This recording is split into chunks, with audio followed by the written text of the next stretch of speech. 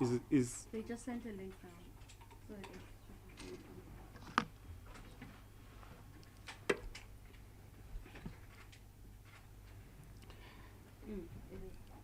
So Good afternoon, ladies and gentlemen.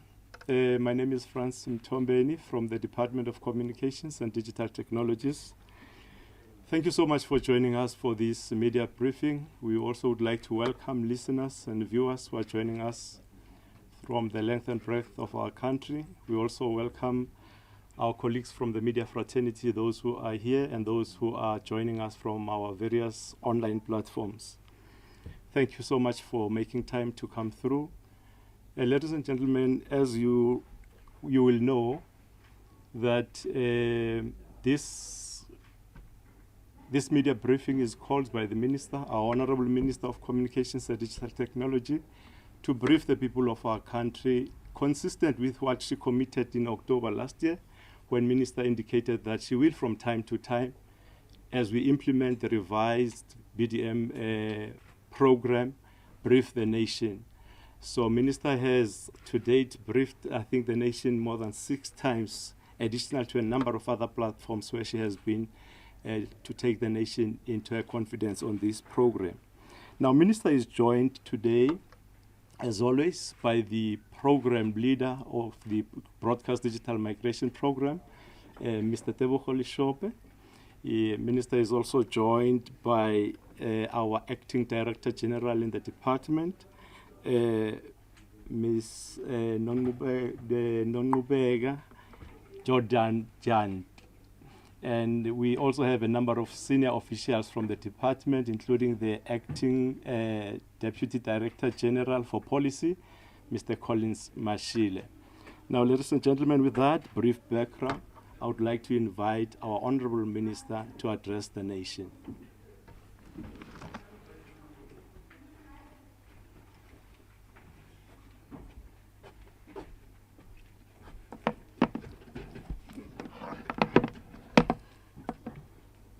Good afternoon.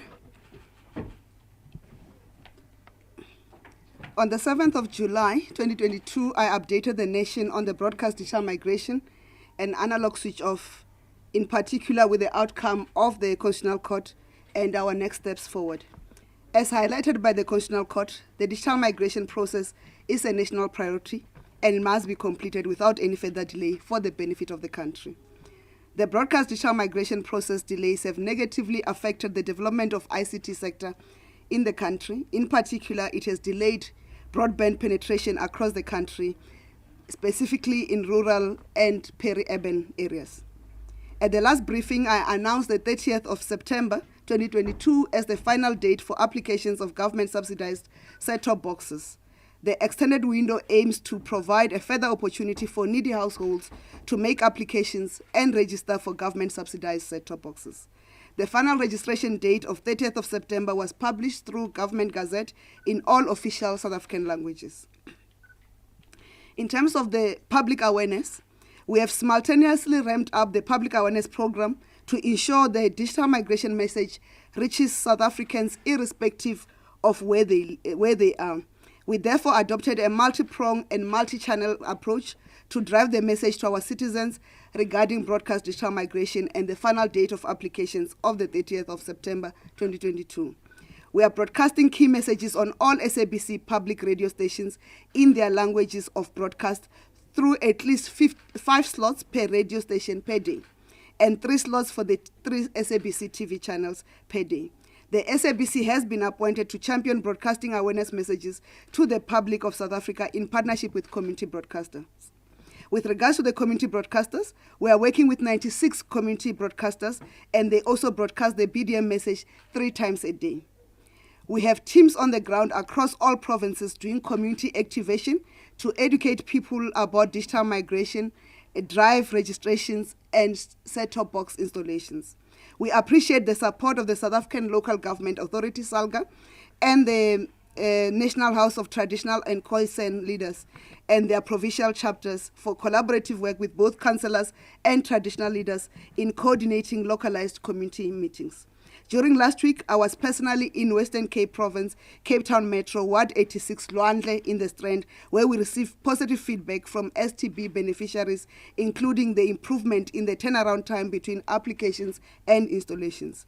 Through our collaboration with SALGA, ward councillors where there is demand serve as points where application forms for set-top boxes can be collected and returned for onward transmission to the post offices. This is important because it also makes it convenient for communities to access application forms and also to return them nearest to where they reside. We are also utilizing social media platforms to further disseminate the message to the public of South Africa, as can be seen on the platforms of the Department of Communications and Digital Technologies and the other participating entities. In terms of set-top box registrations and installations, I've also visited post offices in 6 provinces of Northern Cape, Northwest, Limpopo, Mpumalanga, Free State, and the Eastern Cape to evaluate progress made on issuing of set-top boxes to the public. We are comfortable that there are no set-top boxes issued to beneficiaries that are lying in post offices. In post offices where we found non-issued set-top boxes, we facilitated that they are issued to registered households and excess stock moved accordingly. We are planning to complete our sub-of evaluation in the remaining provinces of Gauteng, KwaZulu-Natal, Western Cape during this month of August. The total number of new registered households between April 2022 and July 2022 now stands at 61,155. And this translates to an average of 15,288 registrations per month, therefore representing a decline in set-top box applications and registrations. And this is consistent to our message that it's not a large number of people who qualify who have not applied for the set-top boxes. Based on the consolidated number of registrations and installations, including the rolled over numbers from KZN and Eastern Cape provinces, which we could not install on time due to floods, we are now left with approximately 244,000 installations to complete. We will continue to evaluate registrations for the period to September as we move towards determining the final analog switch-off date that we'll undertake consultations on. We continue to improve our set-top box installer capacity across the country. As we celebrate the 66th anniversary since the August 9th Women's Month, I'm pleased to report back to the country that 44% or 473 of our installer enterprises are women-owned. Tomorrow, I'll be meeting with these women installers to not only engage them on digital migration matters, but on how we must support them to participate and grow their businesses within the ICT technical fields. Our commitment to the struggle for the total emancipation for women from economic exclusion, gender-based violence, and any form of discrimination targeted towards women is not symbolic, but deliberate, intentional, and resolute and asijiki. We owe this to our forebears, but most importantly, we owe this to future generations of women and the girl child who deserve to live in an equal society. Today, I'm also accompanied by Ms. Tumelo Muloko, who's 15 years old, and she's in grade 9, and she aspires to be the first female president of this republic. And her dream should be possible without the albatross of her gender. Thank you.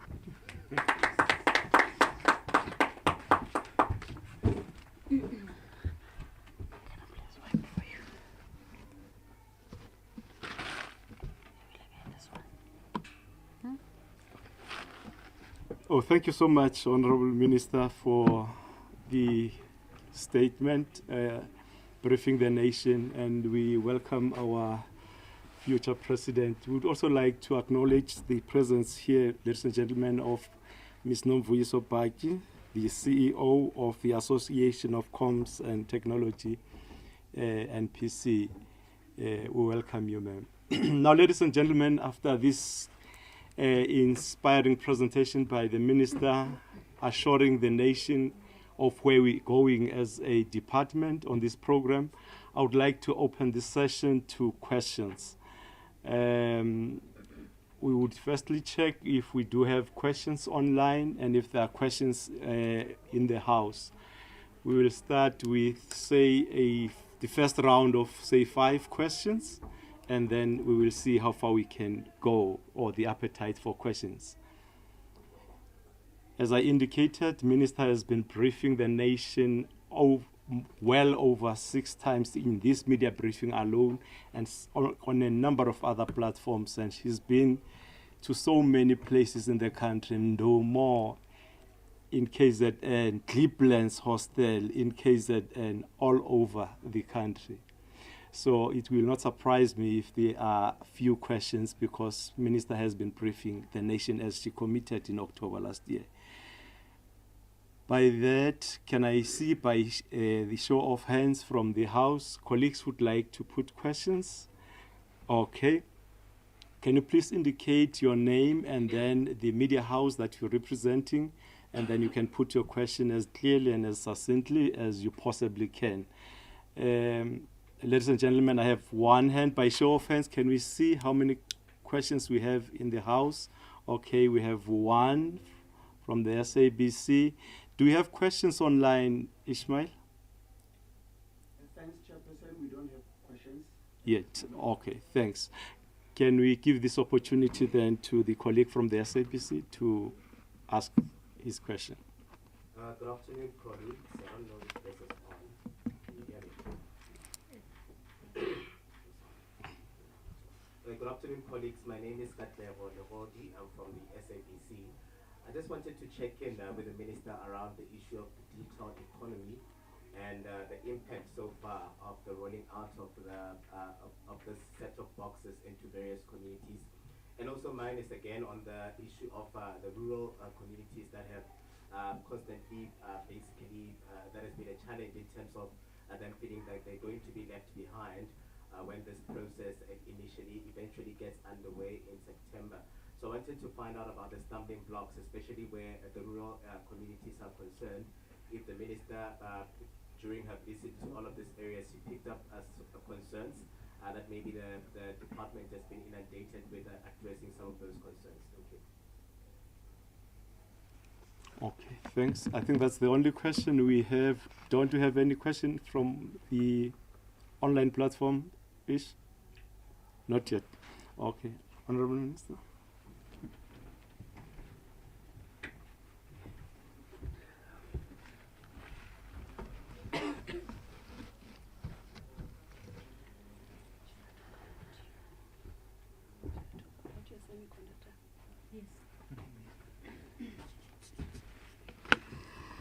Thank you. I'll start with the last one. Thank you for that question, for those questions. Actually, what we are finding in rural communities is a different story. Our people have long migrated through satellite television, but also others have migrated through digital television, because the digital television has penetrated this country, has started to come into this country from 2006, ramped up 2010, 2012, the number has gone up. And as we are talking to you now, the Minister of Trade, Industry and Competition then passed a gazette that prohibited the importation and distribution of analog television. So it means if you go to stores, except those who are doing fake products, if you go to retail stores, you cannot buy now an analog television normally because it will be clearly marked that it is not compatible with the new network that is available. What you can buy is a digital television, and it's also marked with a symbol of the Go Digital. Unfortunately, I came from other things, but the program director is wearing a shirt that has the Go Digital logo, which is popular with my bin bucket hats that are known that we carry the Go Digital logo. That's what everybody is buying now in the markets. That's one. But also, where we have been, and we've been in a number of communities, we find communities that are happy. The feedback is, and if those of us, of you who joined in the SABC Umhlaba went anyway with us at Luandle, the feedback is that there's an improvement. When you have applied, the turnaround time, people are feeling they are being reached. That's why you're also not seeing a number of increase in the application, for a simple reason that you had numbers where they were going up. At some point, around October, November, we were reporting 50,000 average a month. Now we're averaging around 15,000. The issue was people would have applied. Some of them, remember, the application process did not start now. Some had applied in 2015, some applied 2016 or 2017 or whatever time they had applied. But when they see the installations not coming, when we started to say go back, we are coming to install, we are going to switch off. They had this feeling that they must go back to reapply. So we had a lot of duplicates applications which get sifted. So when you apply, when they complete, they pick up, that's the duplicate, and then it goes off. But now the numbers are no longer duplicating because people are confident that if they've applied, they are going to be reached. Because even if an installer comes to your house and they don't find you, they leave a message to say, we were here, contact us on this number when you're available. So this sense that the notion that people will be left behind is not there. Yes, you have instances where there are communities who majority never took it seriously, and now they are waking up and taking it seriously. And that's where your ward councillors are coming in handy, and the traditional leaders are coming in handy. And that's why we've made an arrangement that where the communities say the post office is far, or they do not know where they can get the form, they go to their ward councillor. The ward councillor has the information. The ward councillor is able to go and collect the forms. At either calling us, we arrange for the forms to go. They can go to the post office, or the forms are available at a municipality through the collaboration with SALGA, and make sure that they can then go into their communities. They've been organizing a number of community meetings for people to apply. And what we are starting to pick up, in fact, these numbers that we're talking about, the 61,000 since April to date that we're talking about, majority is people who are using the private satellite TV channels. And now they're saying, no, we no longer want to pay for that. We don't have money. The economy is tight. But it's always repeats in those channels in any case. And I don't want to talk about brands in case I get sued. I don't have the protection of parliament today.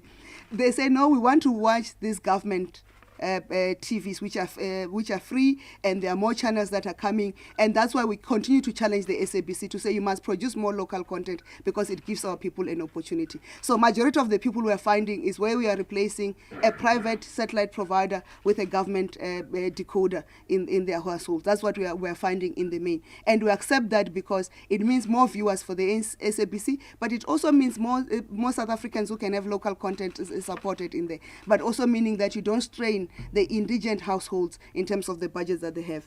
And you asked an interesting question around the digital economy.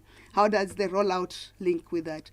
The rollout links with the digital economy on a number of fronts. One, when we switch off, like we have already auctioned the spectrum has been released to the telcos. They have started to deploy the infrastructure to make sure that they can have access. But in rural areas where you didn't have that, they still have to extend the rollout of the networks, the 4G and the 5G networks. So when you roll out the 4G and 5G network, it means my cousin who stays in Hachikunda Marema, or who stays in Chifudi or Gaba, or who stays in Kumbu, or who stays in the Strand, who they do not have network, then they could have access to the network. The network can be rolled out to their own local areas. Then they will have access. Because there are people, as we talk today, they cannot call because there's no network. I can give you areas in Limpopo, in Eastern Cape, in KZN, in Free State, even in the Western Cape and Northwest. And they don't have access to the network. Even to make a call, at best they can have network on, the edge network for call and basic SMS. They do not have a data network. So it affects how we participate, because the digital economy requires us to participate, to use data. You purchase things online, you go to school online, you work online, you do a whole lot of things online. But also on that, the rollout of set-top boxes and any other technology that is coming, it enables us to then use to say what is the capacity that we have to manufacture the devices or gadgets that are used here. I've learned today that South Africa has capacity to manufacture routers and other things, and I'm going to challenge the telcos to say, why are you still importing routers from other continents when they can be manufactured here, and challenge ourselves as government to say what incentives do we put in place to support the ones who are already manufacturing, because the digital economy cannot be us being consumer of other people's products and devices. It should be us putting that. As such, as a department, we are working together with the Department of Trade, Industry and Competition around the semiconductor, re-establishing South Africa's semiconductor industry for the electronics and related products, to say where we have capacity, we should be able to do that. Why should, when we have the largest auto manufacturing industry in the country, why should we rely to other countries for chipset technology that is required in the auto manufacturing, when we can do that? We use that in the electronics and telecommunications. We use that in automotive, and interestingly, the ore that produces those devices comes from this continent and comes from this country. Why shouldn't we then build our manufacturing capacity? So we are working very closely with the DTIC on making sure that the semiconductor industry comes in, so that the digital economy as we roll it out, because we have a target that by 2024, at least 30% of this economy of the country must be digital. By 2030, we want to have 50% being digital, because we are lagging behind other continents and other countries that are in the same space with us, which we have opportunities. So we are committed to getting all South Africans participate in the digital economy, not being left behind. But to do that, we must first bridge the digital divide. It will mean everybody must have access to network. It will mean that we must conclude broadcast digital migration, so that we can release the spectrum for use for everybody, so that the rural and peri-urban areas can be reached out. We have gone to cabinet with a policy or revised policy on spectrum. Part of that, we are talking about a roadmap of how by when will South Africa have a full coverage of 4G and 5G networking, so that we can participate in that digital economy. And I hope we all partner with us to make sure we conclude the digital migration so that we can then not be left behind from the digital economy. And as government and the partner entities in the department, we are confident with the support of the installer enterprises and entrepreneurs. We are confident that we are on course to conclude what we have to conclude by September, as we announce the date when we have done the projections, because we are busy with those analysis for consultation to say this is the date we think would have concluded installations with everybody, and this is the date we are going to switch off analog completely in this country. And I must remind South African, analog has been switched off already in 5 provinces, being the province of Limpopo, Mpumalanga, Northwest, Free State, and the Northern Cape. Thank you.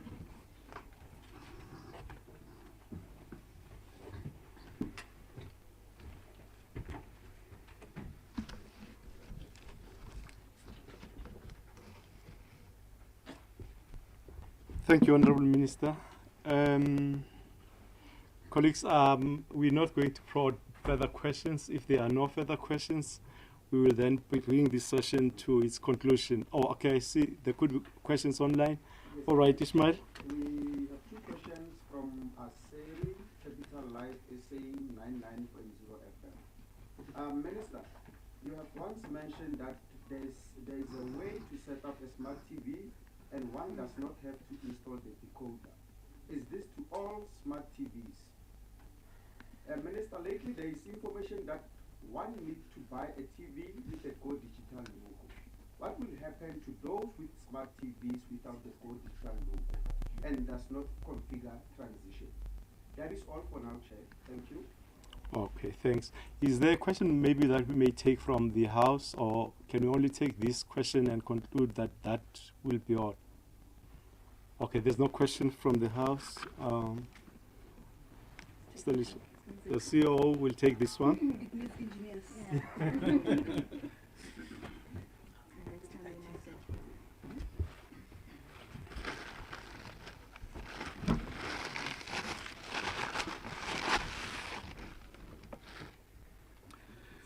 Good afternoon. Thanks for the question from Aseri. I think she's from Capital Life, and she wanting to understand whether the smart TVs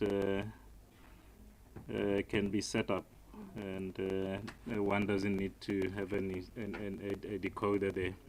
That is correct.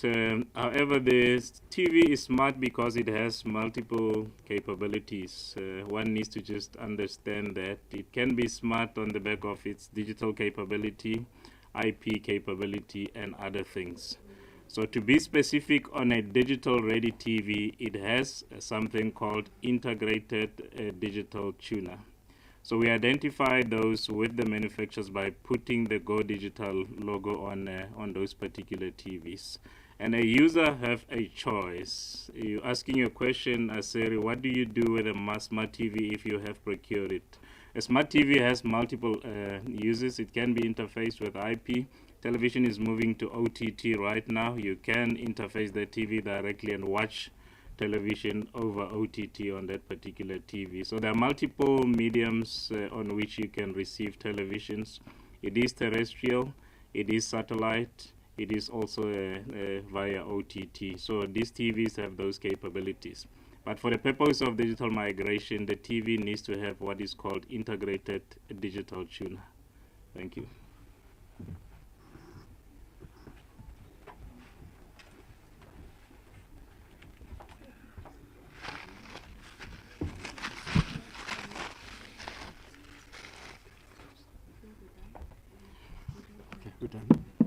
Okay. Thank you so much, CEO.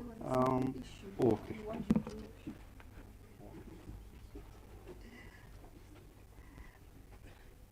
The last question was, what do you do when the TV is when you bought a TV didn't have a Go Digital logo? We have a list in the website of the department, www.dcdt.gov.za. I think also on the website of Centec and the website of USASA and the website of SAPO, I think.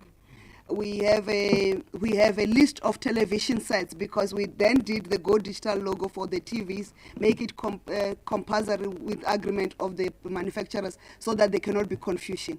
So you go into that.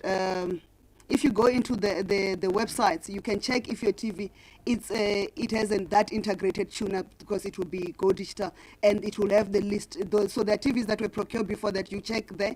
But if it doesn't have the option that Mr. Lishope has just given you of how to integrate it so that you can continue using your smart TV and watch television without using a decoder, still remains available. Thank you.